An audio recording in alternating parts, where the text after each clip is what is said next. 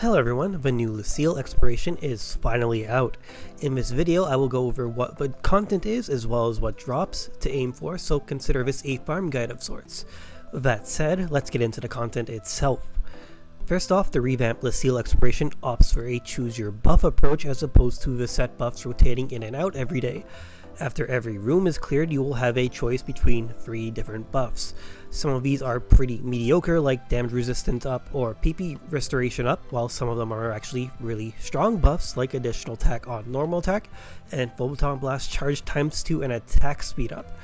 Some buffs are also applied to the entire MPA, though generally speaking, if you have the choice between a strong buff and an MPA buff, you are very likely better off choosing the strong buff for yourself only. This content really isn't hard enough to where you'll actually need the MPA buffs, and the boss at the end of the quest will almost always melt. This is a great approach because it actually makes the content really enjoyable because you can choose how you want to play to some extent. Layout wise, the overall layout of the Leciel exploration now seems to be randomly generated to where the order of the rooms as well as the region the room is based on differ every day. If you played during the first week of release, however, there was actually a bug where the random room generation wasn't actually working.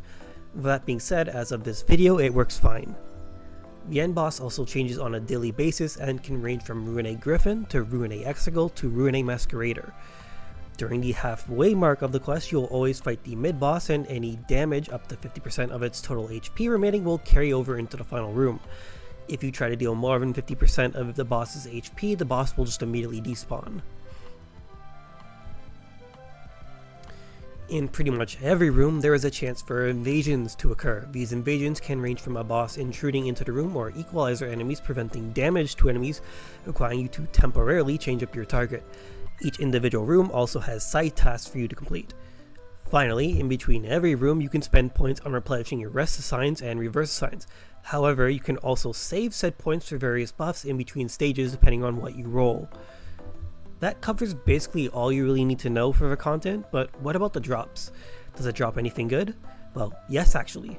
The 12-star Kilo Dim weapon series, which are upgraded versions of the Aerodym weapons, drop from this quest, and these drop upgrade variants of all the EX augments that drop from Aerodym weapons, as well as a few new EX augs of various quality. Tri-shield follow-up. The Legend 1-star weapons, which are based off the Phobos series, can also drop here, as well as the Kilo Dim, Maddie, and presumably all other Ruinate weapon camos.